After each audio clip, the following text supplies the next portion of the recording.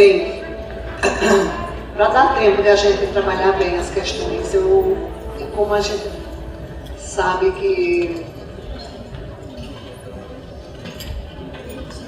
o atendimento às vítimas de violência sexual tem um manual do Ministério, já está mais ou menos integrado nas próprias emergências. Eu vou centrar a minha fala basicamente na atenção integral e humanizada ao abortamento e interrupção da gravidez, prevista em lei, que também tem um manual do Ministério, mas infelizmente ainda desperta muitas controvérsias e dúvidas.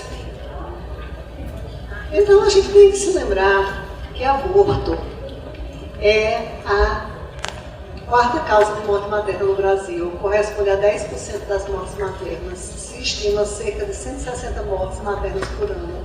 É uma morte por aborto a cada 2 dias. A legislação proibitiva não evita o aborto. Isso é algo que a gente, comparando as taxas de aborto nos países que têm legislação que permite o aborto, que tem legislação que é radicalmente contra o aborto. Vocês devem saber que tem países que é contra o aborto até para salvar a vida da gestante. Tem países que o aborto é livre sob qualquer circunstância. Tem países como o Brasil que o aborto é livre em algumas circunstâncias. Então, independente da legislação, as mulheres continuam abortando. Então, as taxas de aborto independem da legislação. A legislação proibitiva não é efetiva em reduzir as taxas de aborto. Mas ela leva a abortos inseguros e isso prejudica a mulher, a sociedade. Por quê? Porque leva a morte, complicações e sequelas, só causa sofrimento e dor. O que é o aborto inseguro? É aquele que é realizado por pessoal não qualificado ou em um lugar que não apresenta as condições médicas mínimas. E quais são as consequências do aborto inseguro? Todo mundo já sabe, né? Hemorragia, infecção, lesão traumática ou química dos genitais e outros órgãos, perfuração uterina, vesical ou intestinal, reações tóxicas a produtos ingeridos ou colocados nos genitais e morte. Eu nunca vou me esquecer, porque eu tinha 17 anos e foi uma das primeiras idas à maternidade. Eu fui entregar uma maternidade esperando encontrar partos felizes e um dos primeiros plantões eu recebi não, eu somente fiquei olhando assustada. Uma menina de 13 anos em choque séptico, eu nem sabia que era choque séptico, eu só vim entender depois. Mas que ela tinha um verdadeiro buraco em sua vagina e ela se esvaía em pus, porque ela tinham induzido o abortamento nela com uma solução de permanganato. E essa menina, ela foi levada, tentaram limpar bastante, tomaram as providências e foi levada direto para uma esterectomia, o que eu também só entendi depois, porque eu não conseguia ver direito. E ela acabou falecendo de choque séptico. E eu nunca vou esquecer esse caso, e eu sempre conto esse caso, e eu hei de contar esse caso, porque essa morte poderia ter sido evitada, porque essa menina tinha direito ao aborto legal, ela tinha sido estuprada pelo próprio pai. Ela e a mãe se desesperaram quando souberam o pai tinha fugido e eles procuraram uma curiosa que provocou o abortamento inseguro. E isso ainda ocorre no Brasil nos dias de hoje, soda cáustica e permanganato. No mês de outubro, no Recife, nós tivemos 3 mortes maternas por aborto inseguro. Além de representar 10 a 30% de todas as mortes maternas na América Latina, aborto, isso é uma estimativa só, porque é a causa mais subnotificada ou ocultada. Vocês têm que se lembrar que ainda existem aquelas clínicas clandestinas onde as mulheres muitas vezes são vítimas dessas complicações e às vezes elas são assassinadas e mortas e os cadáveres são ocultados. As estimativas, quando a gente fala de algo que é clandestino, só são isso, são estimativas. Mas isso varia entre 500 mil a 1 milhão de abortos por ano no Brasil. Os dados da Pesquisa Nacional de Aborto, eles são mais fidedignos, porque a pesquisa foi por amostragem em todas as amostras do Brasil urbano, e foram entrevistadas mulheres que colocavam numa urna em segredo suas respostas. Porque você não pode chegar para uma mulher e perguntar assim: olha, escuta, você já fez um aborto? Porque é uma pergunta que é muito embaraçosa de se fazer. Então a técnica de urna ela é bem segura para isso. Então a PNA, ela descobriu que ao chegar aos 40 anos, 15% das mulheres, uma a cada 5 mulheres, terá provocado pelo menos um aborto. Entendam, isso ocorre na vigência de uma legislação proibitiva. Ou seja, essa legislação ela é efetiva? Não, ela não é efetiva. Ela está resultando em problemas para a saúde das mulheres? Sim, está resultando em problemas sérios. Está resultando em complicações, está resultando em sequelas, está resultando em morte materna. Aborto é a 4ª causa de morte materna no Brasil. Depois a gente sabe que, na verdade, aborto tem um perfil, mas na prática, mulheres de todas as cores, credos religiosos, níveis de escolaridade, situação marital abortam. Não são as mulheres sem religião que não abortam. O perfil religioso das mulheres que abortam é muito semelhante ao perfil religioso da população brasileira. Predominam as católicas, depois as evangélicas, depois havia outros credos religiosos. A mulher típica que aborta não é uma adolescente inconsequente, ela é uma mulher casada entre 25 e 30 anos, inclusive que já teve filhos. Então, quando ela morre, às vezes ela deixa a família desamparada.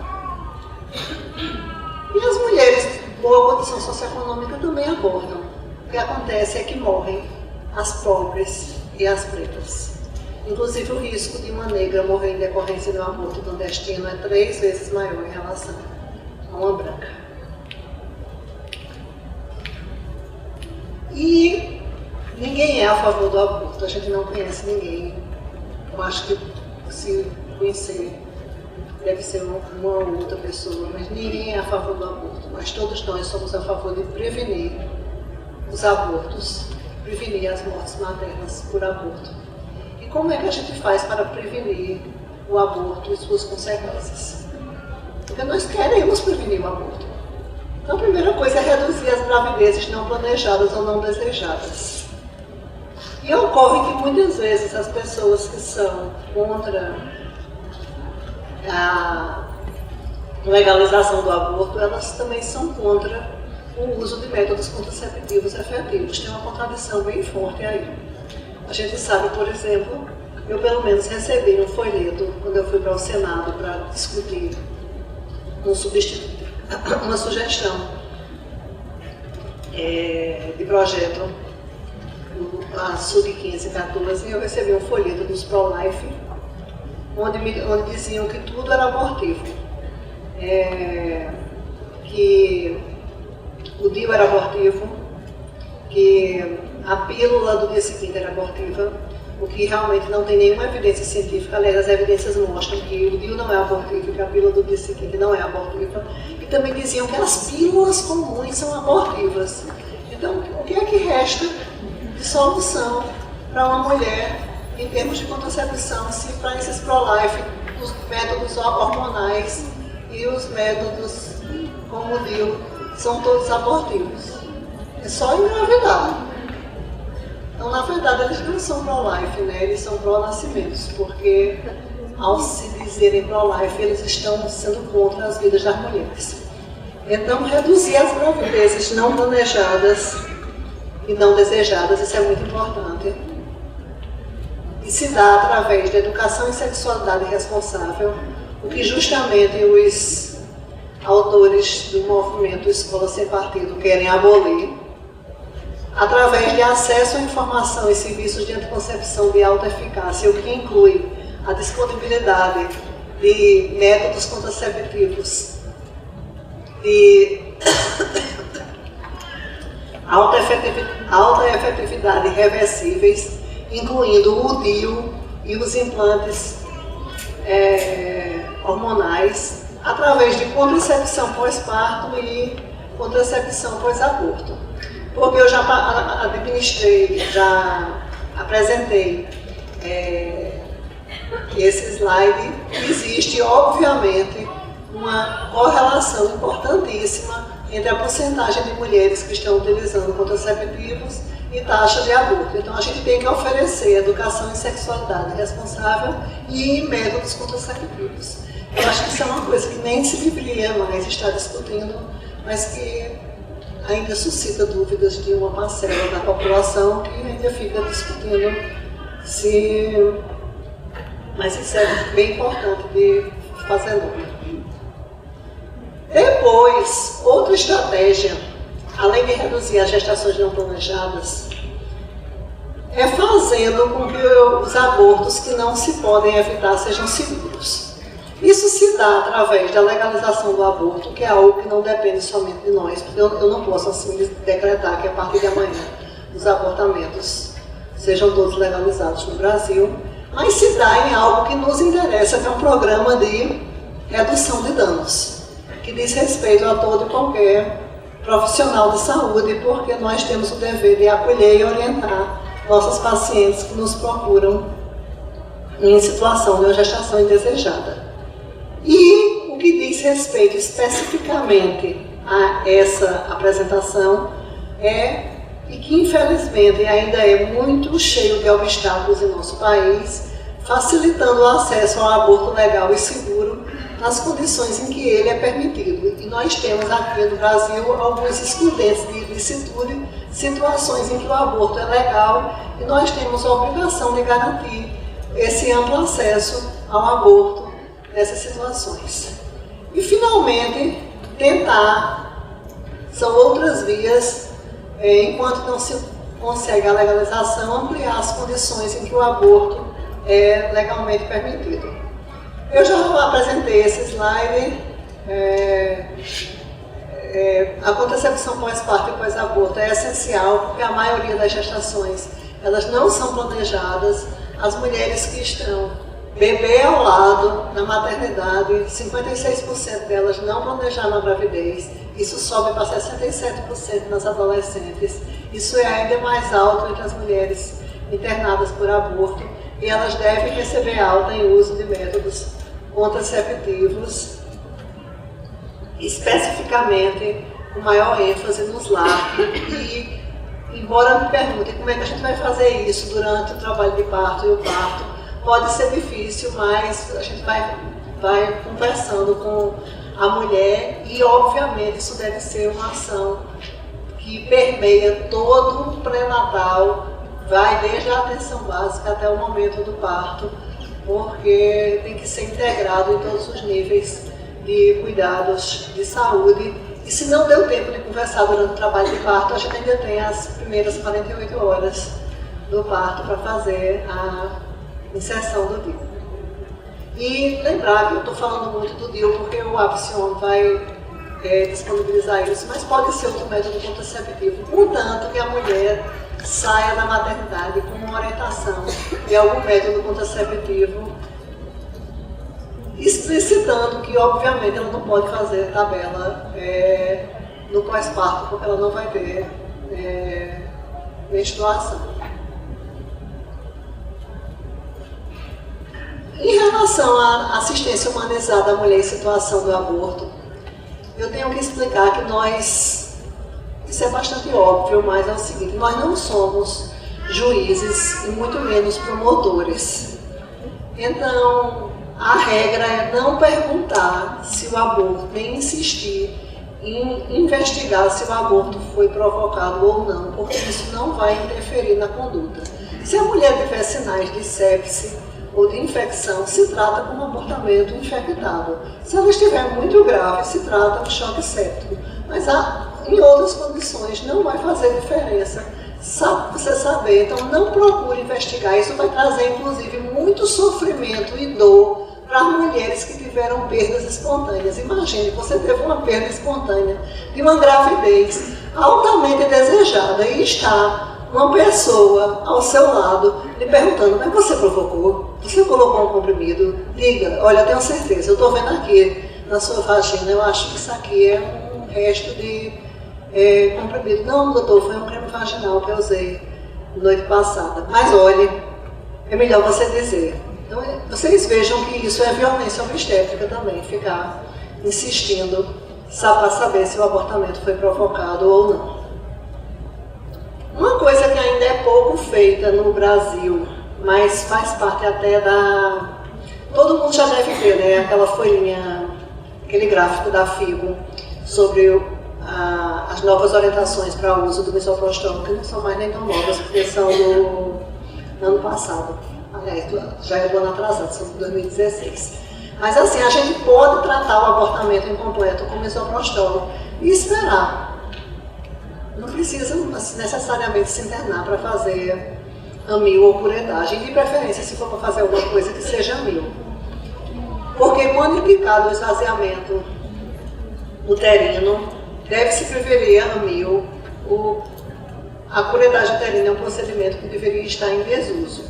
Então, é um indicador de qualidade da atenção obstétrica e, na verdade, dos 200 e tantos, de mais de 200 mil intervenções para aborto que a gente teve em 2015, nós só tivemos pouco mais de 10 mil amil, sendo que a maioria foi realizada nos hospitais universitários. E a gente teve mais de 170 mil curetagens uterinas em 2015. Então, assim, o Brasil está muito atrasado em relação a isso. Então, a gente tem que reforçar isso. E o APSION também vai prever que realmente se regularize o fornecimento de amil para as unidades. Então, como eu já disse a vocês, foi esses dados de 2015. Em torno de 10 mil, na verdade foram 10 mil e 74 mil e mais de 170 mil curetagens. É uma discrepância absurda. E finalmente vamos à assistência ao aborto previsto em lei. Então, como vocês sabem, desde 1940, o nosso Código Penal, ele inclui o aborto na lista dos crimes contra a vida. Então, está lá nos artigos 124 a 128. Porém, o artigo 128, ele prevê como excludentes de ilicitude, isto é, não se pune o aborto, e está lá na lei, não se pune o aborto provocado por médico. Não fui eu que fiz a lei, então assim, é uma especificidade da lei. Então não se pune o aborto provocado por médico, então não estão previstos outros profissionais de saúde para a prática do aborto. É por isso que a gente vai falar aqui do aborto provocado por médico. Se a gestação é decorrente de estupro e se não há outra forma de salvar a vida da gestante, ou seja, em situação de risco de vida para a mãe. E mais recentemente, em 2012, o Supremo Tribunal Federal, através do julgamento da arguição de descumprimento do preceito fundamental 54, entendeu que a interrupção da gestação nos casos de anencefalia, por analogia com o que ocorre com a morte encefálica, e não havendo atividade cerebral, não havendo encéfalo, não há vida. E se não há vida, não haveria crime contra a vida, então não seria aborto. Então o que a gente fala de interrupção da gravidez e anencéfalo é interrupção da gravidez ou antecipação do parto, o que, dependendo da idade gestacional, não se trata de aborto. E também é permitido no Brasil sem necessidade de alvará judicial, porque já foi julgado pelo Supremo Tribunal Federal desde 2012. Então, resumindo, gravidez resultante de estupro e risco de vida para a mãe são excludentes de ilicitude desde 1940 e não precisa de alvará judicial para interrupção. A anencéfalo, desde 2012, foi votado pelo Supremo e não é mais necessária autorização judicial. que é que precisa para a gravidez decorrente de estupro. Então, na verdade, apesar de existir desde 1940, na prática, até meados dos anos 80, não havia serviços que fornecessem sistematicamente atenção a essas mulheres que, teoricamente, teriam direito ao aborto legal. Então, o Ministério da Saúde tentou, através de suas normas técnicas, que já estão na 3ª edição, foi normatizar o que era necessário e incentivar a criação de serviços de referência para garantir o atendimento a essas mulheres. Então, o Ministério prevê em sua norma técnica que basta também procurar na internet e fazer o download, que se garanta a informação à mulher, explicando que ela tem a possibilidade tanto de prosseguir a gravidez, e aí ela merece apoio se ela assim o deseja, mas também a possibilidade de interromper, a autorização da mulher, que é imprescindível, com o consentimento por escrito, e o registro em prontuário médico. Não precisa cópia do boletim de ocorrência, nem alvará judicial. São importantes acompanhamento psicológico, serviços que ofereçam aborto legal disponíveis na localidade, e em relação à objeção de consciência e à autonomia, um médico pode se recusar a realizar o abortamento se isso ferir os seus princípios filosóficos e ou religiosos, mas ele deve garantir que outro profissional ou serviço faça. O serviço não pode ter objeção de consciência e o médico não deve se aproveitar dessa objeção de consciência para mandar a paciente para casa e fazer com que a paciente peregrine. A forma correta de atender alguém que tem objeção de consciência, e eu vou falar sobre isso novamente, fulana, infelizmente eu não posso atender o seu caso porque eu tenho objeção de consciência. Eu estou ligando para o diretor médico aqui do hospital para ele resolver o seu caso imediatamente. A mulher não pode ficar peregrinando. Essa peregrinação, ela caracteriza violência obstétrica também. É promover uma vitimização secundária de alguém que já sofreu danos demais. Então é ficar empurrando um para o outro. E na maioria das vezes, a gente vê que não se trata de objeção de consciência verdadeira. É medo de assumir as responsabilidades. Até quantos meses? Aborto em decorrência de estupro até 20 a 22 semanas ou menos de 500 gramas de peso fetal. Porque é aborto, né? Não é parto prematuro. A partir do momento em que o feto alcança viabilidade, a gente não pode mais interromper a gestação. E em relação ao BO, uma vez me perguntaram, e já ia antecipando a pergunta, como é possível viabilizar o atendimento a mulheres vítimas de violência sexual e aborto legal, confiando somente, entre aspas, na palavra da mulher. Abrem-se parênteses e sai aquela nuvenzinha do pensamento. Essa perversa, essa mentirosa, que possivelmente está querendo um aborto no serviço de vítimas de violência sexual. E aí eu perguntei, vocês esperam o quê? Que o estuprador compareça ao serviço de atendimento a vítimas de violência sexual e aborto legal junto com a vítima para confirmar que o estupro foi perpetrado? Por que essa desconfiança em relação à palavra da mulher? Os serviços de atendimento a vítimas de estupro e aborto legal, em geral, vivem quase todos eles, com pouquíssimas exceções no Brasil, ociosos. O serviço de aborto legal do ISEA, o ano passado, fez 10 abortos no ano todo, e foi um ano excepcional, porque teve um serial estuprador que andou estuprando no município vizinho. Só ele provocou 4 gestações em decorrência de estupro.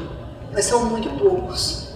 A maioria dos serviços funciona as mulheres não estão mentindo nem inventando que foram estupradas para serem atendidas no serviço de abortamento legal, até porque é muita burocracia. Elas têm que contar a história repetidas vezes.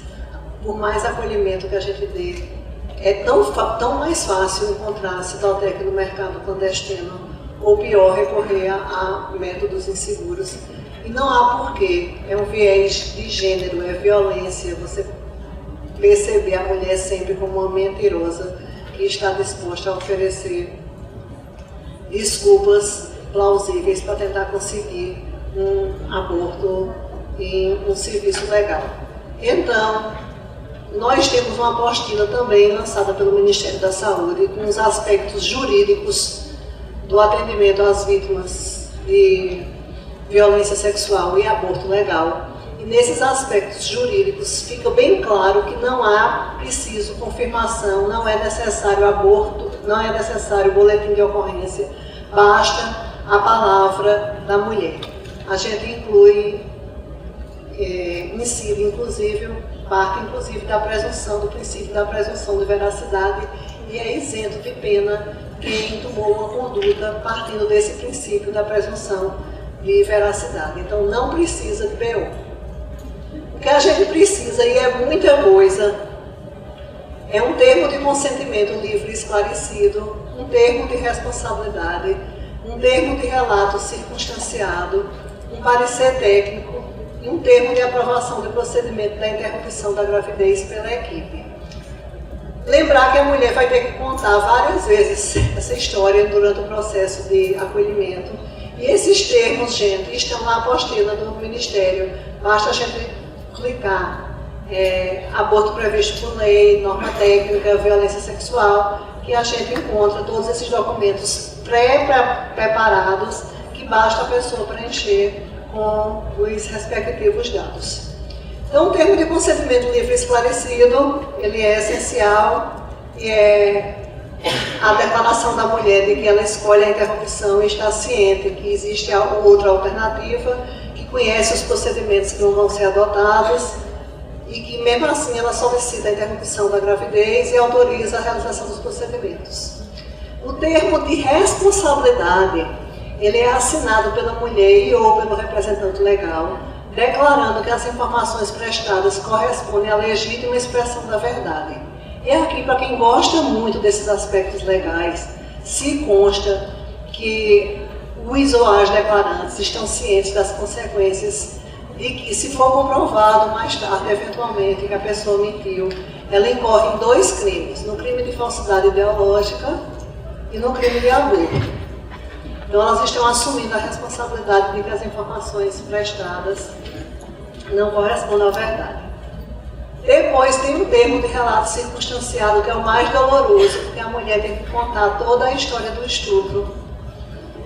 E aí ela vai remeter, porque ela já foi acolhida, ela já foi ouvida pelo serviço social, pela psicóloga, mas aqui ela vai ter que contar toda a história da violência sexual sofrida que resultou na gravidez, incluindo a data, o horário, o local, a descrição detalhada do ocorrido, o autor da violência, as características do agressor, eventual grau de parentesco, porque, infelizmente, o estuprador, muitas vezes, é um membro da família e, literalmente, aqui o perigo mora ou dorme ao lado, porque uma parte substancial dos estupros é causado por parentes próximos, quando não é pelo parceiro próximo, mas é também o pai, o padrasto, irmãos, primos, pessoas muito próximas à mulher, muitas vezes são os autores dos estupros.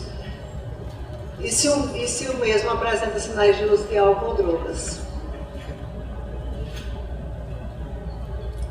Aí depois tem que ter um parecer técnico assinado por médico, atestando a compatibilidade da idade gestacional com a data da violência sexual alegada, afastando-se a possibilidade de que a mulher já estivesse grávida ou tenha engravidado depois, numa relação consentida. Então tem que haver compatibilidade da data que ela dá com a data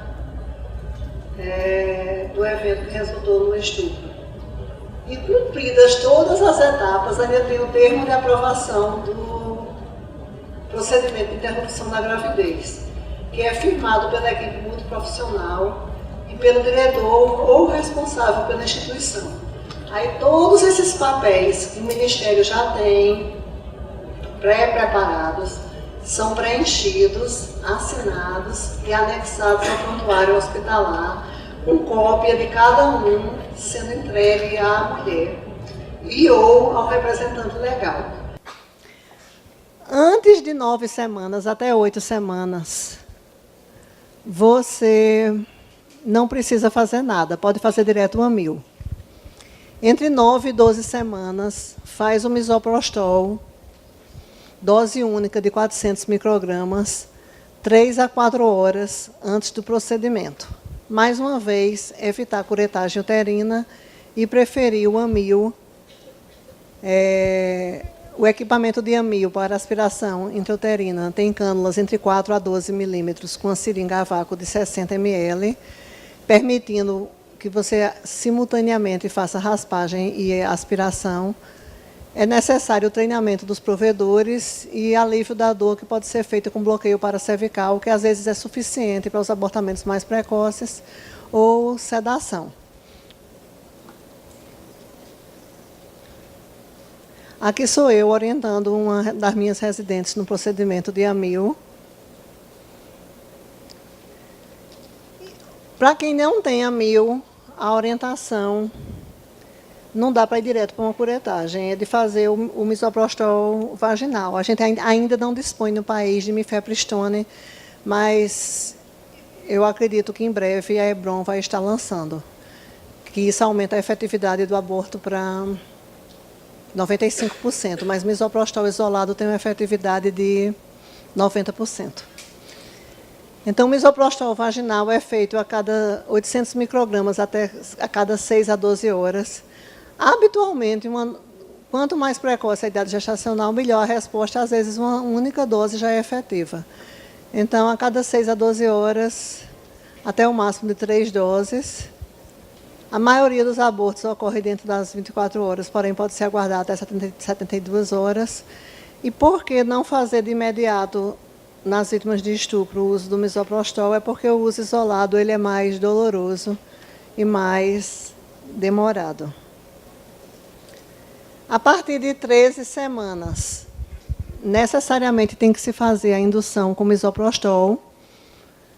Aí as doses são menores. Também não precisa decorar, porque tudo isso tem no manual do Ministério. Mas tem que se obter a expulsão do produto conceptual para depois, aí sim, se fazer a curetagem uterina, que é uma das indicações de procedimento, né, esses abortamentos mais tardios. Então, entre 13 e 15 semanas, são 400 microgramas, repetindo com 6 a 12 horas. E de 16 a 20 semanas, 200 microgramas via vaginal a cada de 12 em 12 horas. Depois de 20 a 22 semanas, não se vai fazer mais a interrupção da gestação. E risco de vida materno, como definir? Então, tem que ser uma pactuação da gestante com o médico, porque qual é o risco que tanto o médico como a mulher estão dispostos a correr? Um risco de 5%, um risco de 10%, um risco de 50%.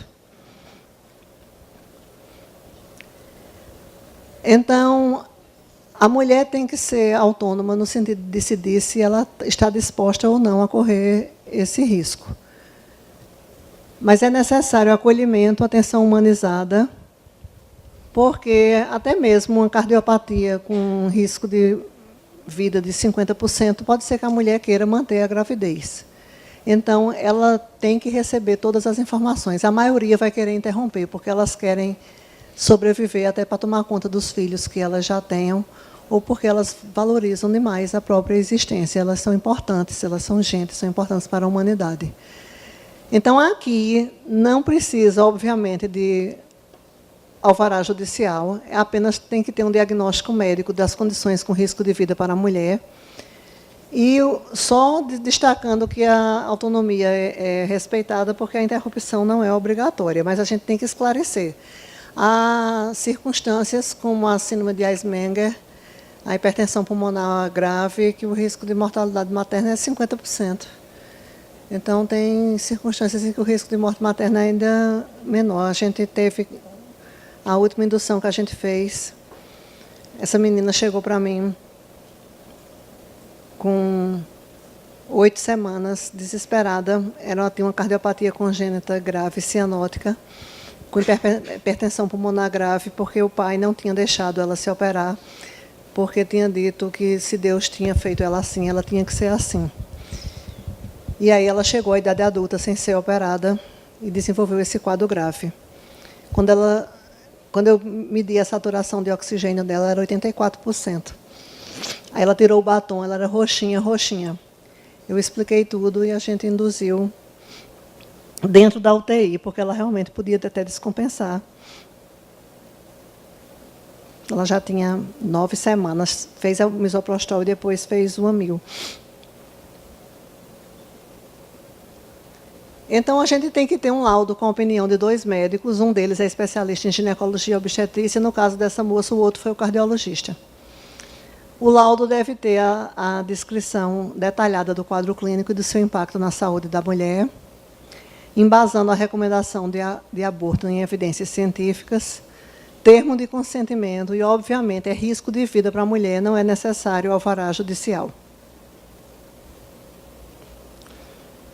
E aqui, para risco de vida para a mulher, não há limite de idade gestacional para interrupção, porque é a interrupção da gestação. E aqui isso se amplia bastante. Por exemplo, a eclâmpsia com 23 semanas, síndrome HELP com 24 semanas. Esses casos que frequentemente acontecem nas nossas unidades, é risco de vida iminente para a mãe, a gente tem que... Não tem limite de idade gestacional. Porém, como já foi explicado, se a mulher optar por prosseguir a gravidez, ela deve registrar por escrito sua escolha e a compreensão dos riscos que ela corre se mantiver a gravidez. Eu espero ter deixado claro que risco de vida materno não precisa de alvará judicial e é um laudo assinado por 2 médicos, sendo um especialista em GO. Anencefalia, como diagnosticar? A anencefalia é uma malformação grave que consiste na ausência de hemisférios cerebrais, calota craniana e cerebelo, sem possibilidade de vida extrauterina. A letalidade é de 100%. A ultrassonografia, a partir de 12 semanas, tem uma precisão de 100%. Os eventuais casos que falam de sobrevivência de anencéfalos não eram de anencéfalos, vocês devem saber, né? Eram de exencefalia. Anencéfalo não sobrevive, a letalidade é de 100%. E aí você não fala em aborto, mas sim em antecipação terapêutica do parto. E quando o Supremo fez a ADPF 54, disse, tá, tudo bem, pode interromper sem necessidade de alvará judicial. Mas ficou meio solto, a gente não sabia como proceder, o que é que precisava, qual era o documento. Aí tem uma resolução, a resolução 1989 do CFM, dispondo a respeito dessa antecipação terapêutica que foi publicada no Diário Oficial da União. Então, o que é que precisa? Isso aqui não fui eu que inventei, foi o Conselho Federal de Medicina. Então, o Conselho Federal de Medicina dispõe que é necessária uma ultrassonografia, e, habitualmente, as mulheres, elas mesmas não se convencem, às vezes fazem 2 ou até mais ultrassonografias, mas precisa de uma ultrassonografia com 2 fotos, a ultrassonografia detalhada e 2 fotos, porque tem que anexar o prontuário. Uma com a face do feto em posição sagital e a outra com a visualização do polo cefálico no corte transversal, porque isso permite demonstrar a ausência da calota craniana e a ausência de parênquima cerebral. Agora, o laudo deve ser assinado por 2 médicos que sejam capacitados para esse diagnóstico.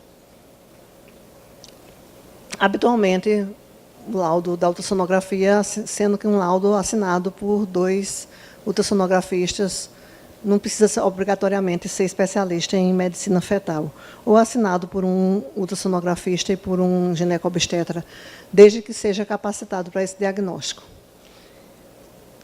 E o termo de consentimento escrito da mulher. Então, não se prescinde o termo de consentimento da mulher.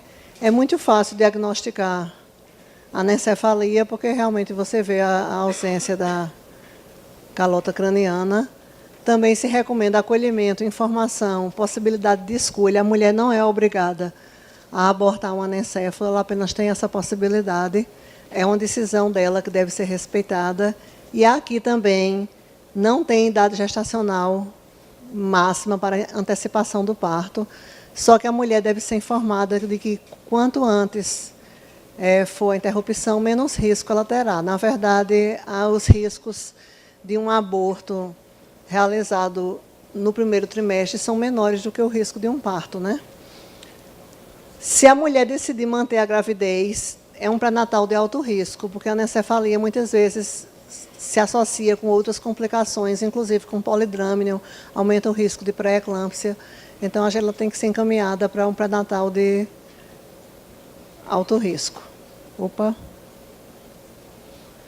E os serviços de aborto legal? Então, são as unidades de referência do SUS para as mulheres que engravidaram de violência sexual, as que têm risco de vida ou risco à saúde, se bem que a maioria dos serviços faz a interrupção nos casos de risco de vida, não manda para os serviços de aborto legal, ou ainda as que receberam o diagnóstico de anencefalia. Então, os serviços de aborto legal respondem por todas essas coisas. Não se confunde o serviço de aborto legal com o serviço de atendimento à vítima de violência sexual. Nos serviços de atendimento às vítimas de violência sexual podem ser atendidos mulheres, homens, adolescentes, crianças, todas as pessoas. O serviço de atendimento legal também, o serviço de aborto legal também atende vítimas de violência sexual, mas a peculiaridade é que eles oferecem a interrupção da gravidez. É uma unidade de referência? Porque tem uma determinação institucional da unidade de saúde que a reconhece apta para o cumprimento das normas técnicas do Ministério da Saúde. Então, é uma unidade de referência dentro do SUS. O que é um serviço de aborto legal? É um serviço que deve ser pautado pelo acolhimento, garantindo uma atenção humanizada e de qualidade às mulheres. Acolhimento é o tratamento respeitoso, orientado pela escuta, pelo reconhecimento e também pela aceitação das diferenças, garantindo assistência à saúde de maneira integral. Então, a recomendação é que o serviço tenha acolhimento, equipe transdisciplinar, médicos disponíveis para a realização do aborto. Então, fica muito anacrônico, muito esquisito um serviço de referência para atendimento a aborto legal que tenha profissionais com objeção de consciência. Realmente tem que ter médicos disponíveis para realização do aborto, mas mesmo assim tem, porque eu vou mostrar a vocês. Na maioria das vezes, os serviços funcionam em hospitais pré-existentes, não é um serviço específico que foi criado só para aquilo. E aí a equipe é a mesma equipe que está de plantão para as emergências obstétricas. Aí acontece esse problema da objeção de consciência e gera a empurroterapia, que vai esperando que apareça alguém que não tem objeção de consciência. Humanização do cuidado, garantia da presença do acompanhante e os cuidados pós-aborto, né? Alívio da dor, acompanhamento e, muito importante, para evitar uma nova gravidez, orientação contraceptiva, disponibilidade de... A gente não deve colocar DIU pós-aborto se a gravidez foi decorrente de estupro, pelo risco elevado maior de DIPA. Tem essa restrição, mas garantir orientação contraceptiva. Qual é a obrigação institucional? Garantir às mulheres que não querem prosseguir a gravidez o acesso ao procedimento de aborto. Os hospitais que compõem as equipes de aborto legal podem se negar a fazer a interrupção? Não devem. Mas não deveriam, mas assim, eles têm pelo menos o dever de encaminhar o caso. Eu já expliquei. Então, assim, você digamos que tem objeção filosófica ou religiosa. Aí, mas você tem que respeitar o direito da paciente, não tentar dissuadi-la, não fazer um sermão, nem aproveitar aquele ensejo para fazer proselitismo de suas próprias crenças filosóficas e ou religiosas. Então, a conduta é, eu não faço, liga para o diretor médico, para naquele mesmo momento ele arranjar outra pessoa que faça. E como fazer se um profissional contrário ao aborto ingressa na equipe? Então, na verdade, ele não deve, embora o profissional não deva realizar procedimentos que contrariem seus valores morais, éticos ou religiosos, ele não deveria entrar na equipe de aborto legal, ele deveria ser substituído. Na verdade, o professor Aníbal Faundes publicou esse artigo. Eu apresentei-o a vocês no início da manhã. O meu orientador, eu acho que o maior cientista vivo brasileiro, embora ele seja chileno de origem, em ginecologia e obstetrícia, o atual chair da Comissão de Aborto Seguro da FIGO. E, em relação à objeção de consciência, ele diz que isso não é nem ele que diz. Ele fala do que a FIGO diz sobre os aspectos éticos da saúde da mulher e da reprodução humana. O primeiro dever de consciência do ginecologista e obstetra é sempre tratar ou proporcionar benefícios e prevenir dano às pacientes por quem ele é responsável. Qualquer objeção de consciência para tratar uma paciente é secundária a esse dever primário.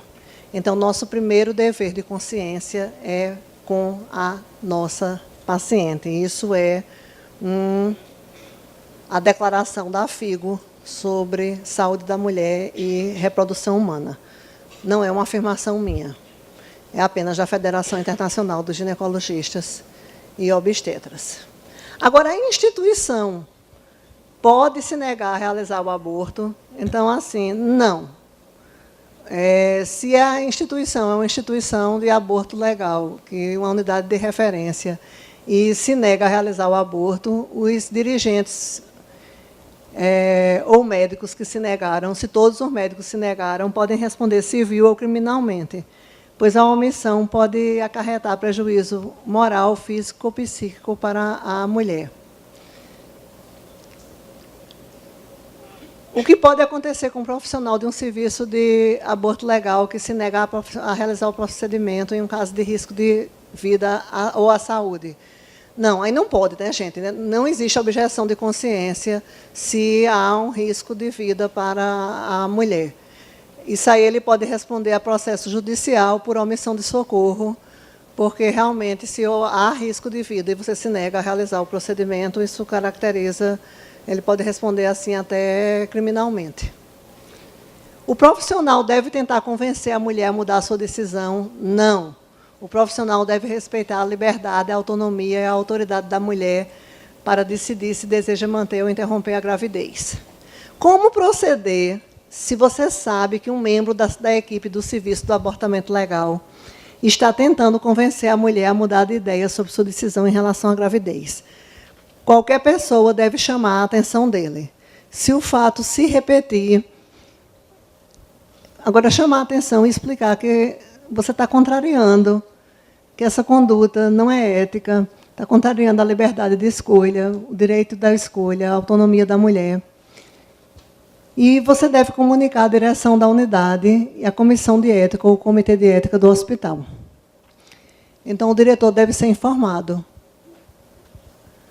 bem como o comitê de ética. E se a situação persistir, aí a direção deve comunicar ao Ministério da Saúde para que as devidas providências sejam tomadas.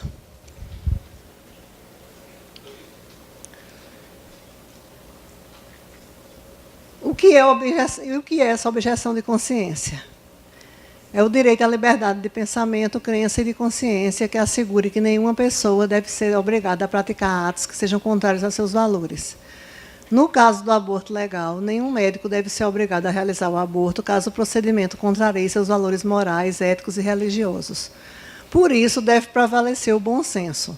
Se o médico alega objeção de consciência ao aborto, é muito simples, ele não deve fazer parte da equipe de aborto legal. Agora, quais os profissionais que podem alegar objeção de consciência para se recusar a um atendimento? É exclusivo isso dos médicos, porque só quem pode realizar, por nossa legislação, o abortamento é o médico. Então, objeção de consciência não diz respeito à enfermagem, à psicologia, a qualquer outra das especialidades envolvidas no processo transdisciplinar. Então, a psicóloga não pode se recusar a prestar atendimento à mulher que decidiu por um aborto legal. A enfermeira não pode se recusar a administrar o misoprostol.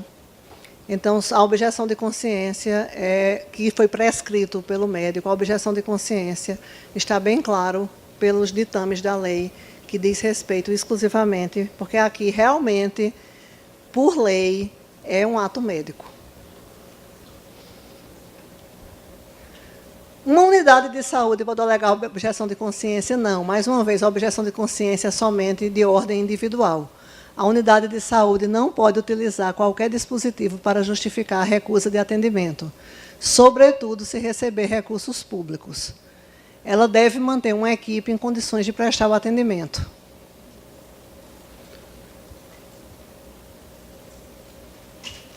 Em que situações não cabe objeção de consciência?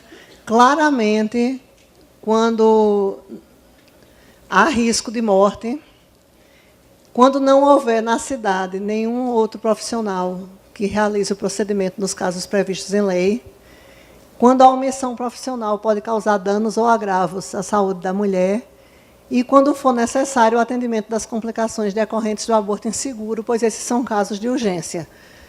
Então, mas isso é bastante óbvio, né? Mas só para destacar. Qual deve ser a localização do serviço legal? Então, assim, na verdade, tem que ter um espaço específico. O ideal seria que elas não fossem atendidas na triagem, junto com as outras mulheres. Deveria existir um serviço, uma unidade à parte, que não deve ser identificada assim, com o nome Serviço de Aborto Legal, porque isso pode discriminar e deixar essas pacientes que já estão em situação de vulnerabilidade muito expostas. Então, tem que ser uma unidade, um espaço específico na unidade, com salas privativas para a realização das entrevistas, acompanhamento social e psicológico, os exames. Tudo deveria ser à parte, inclusive a sala específica para a realização do procedimento de aborto e os leitos. Não é isso que a gente tem nem no meu serviço, porque assim é muito difícil você manter o sigilo quando todo mundo sabe. Aquela paciente ali do leito 1 foi a paciente do estupro, foi a paciente do aborto. Então, assim, isso permite discriminação e coloca a mulher em situação de vulnerabilidade. Obstáculos. Então, existem muitos, eu não sei como é que está a situação por aqui. Vocês podem até me dizer, eu já lanço a pergunta, mas existem muitos serviços que têm imposições que retardam a realização do aborto.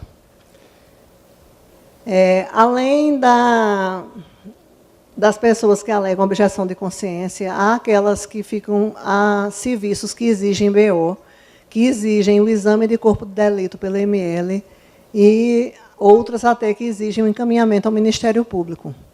Outras que ficam pedindo muitos exames desnecessários. Inclusive, ficam obrigando a mulher a fazer mais de uma ultrassonografia, já é muito doloroso, né? E outros que insistem em mostrar o bebê na ultrassonografia para a mulher, para ela ver. É muita crueldade. Omissão de atendimento, falta de cuidados pós-aborto, constrangimento moral, emissão de juízos de valor, procurar dissuadir a mulher em relação ao aborto com base em seus valores religiosos e morais e negligência. falta de acolhimento e humanização, falha de informações, falta de cuidado pós-aborto, falta de acompanhamento pós-procedimento, falta de orientação contraceptiva e falta de encaminhamento a outro profissional quando se alega objeção de consciência. Aí mais uma vez, eu já falei assim, o que é que se faz quando o profissional se nega. E olhem como a situação é séria. Assim, 2/3 dos médicos GO, nessa pesquisa que foi feita em 2007, vocês podem dizer, mas já tem 10 anos. Eles acreditavam ser necessário alvará judicial para o aborto previsto em lei. Mas Débora Diniz, em 2014, numa pesquisa que ela realizou com dados de 2012, detectou que 82% dos médicos GO solicitavam BO ou outro tipo de documento, que podia ser laudo do IML, autorização do Comitê de Ética Hospitalar ou alvará judicial. E isso são pessoas que não têm objeção de consciência, mas ficam exigindo documentos. É como se você tivesse um medo muito grande de ser perseguido ou criminalizado e você quisesse se respaldar cheio de documentos. Só que para cada vez que você manda a mulher ir atrás de um documento, a idade gestacional vai aumentando e aí, às vezes, até sai dos limites legais para a interrupção. Então, a gente tem que pensar nisso. Não só no sofrimento que está causando a mulher, como também na parte prática. E outro problema é que a veracidade do relato de estupro da mulher muitas vezes é contestada. Isso ainda acontece. E pelas perguntas que me fizeram nos seminários Apsion, sobre a veracidade da mulher, eu vejo que a situação ainda persiste, porque uma das perguntas que sempre fazem é isso. Mas como é que a gente vai acreditar somente na palavra da mulher? Eu já disse, por favor, não me perguntem isso, porque a resposta que vocês vão ter vai ser essa. Vocês querem que o estuprador compareça à unidade para confirmar que eu estuprei essa mulher, e aí você acredita ao estuprador a verdade, você vai acreditar no homem que perpetrou esse ato hediondo. Esse estudo foi muito interessante, porque foi publicado em 2016. Então, ele ainda está bem quentinho e traça um painel dos serviços de aborto legal no país. Então, foram avaliados 68 serviços que diziam fazer aborto legal, mas, na prática, havia 32 serviços inativos. Então, ficavam 36 que realmente estavam funcionando. É muito pouco para o Brasil, esse Brasil imenso. E em caso de estupro, isso eram os serviços de aborto legal, viu? 14% requeriam BO, 8% laudo do IML, 8% alvará judicial, 11% parecer do Comitê de Ética da instituição e 8% despacho do Ministério Público. A maioria dos serviços tinham sido implementados até 2005. Os serviços estavam distribuídos em 20 unidades da federação. Meu Deus, é muito pouco. 5 na região norte, 11 no nordeste, 3 no centro-oeste, 6 no sul e 12 no sudeste. Então, está uma discrepância bem grande aqui, com a concentração de serviços no sudeste. Mas em 7 estados não há serviço ativo. Apenas em 6 estados há mais de um serviço. E em 4 deles existem serviços localizados fora das capitais. Eu já me informei que aqui é um deles, né? Porque aqui existe o serviço, a unidade de aborto legal. Das 36, que na verdade são 37 instituições em funcionamento, elas tinham uma equipe multiprofissional mínima. No entanto, em 95% deles não havia equipe específica, sendo o atendimento feito pelos profissionais em regime de plantão, e é isso que dificulta. Já tem outros serviços, em Recife mesmo nós temos 2 serviços onde tem uma equipe específica para atendimento às vítimas de violência sexual. Bom, tudo isso que eu falei, a norma técnica, o link para o PDF, Aspectos jurídicos do atendimento às vítimas de violência sexual, perguntas e respostas para profissionais de saúde. E de onde eu retirei as perguntas e respostas são sobre os aspectos éticos do atendimento ao aborto legal, um projeto da ANIS, Instituto de Bioética. Também pode ser encontrado e baixado o PDF pela internet. E como eu já expliquei, para a gente ter tempo de fazer um debate e poder ficar pelo menos meia hora, né? Eu acho, para o debate que deve enriquecer essa discussão. E como o atendimento à vítima de violência está bem padronizado, os esquemas, a profilaxia das IST, o acolhimento e tudo, eu acho melhor deixar isso para a gente discutir. Então, era mais ou menos isso que eu tinha para apresentar a vocês. Obrigada pela atenção.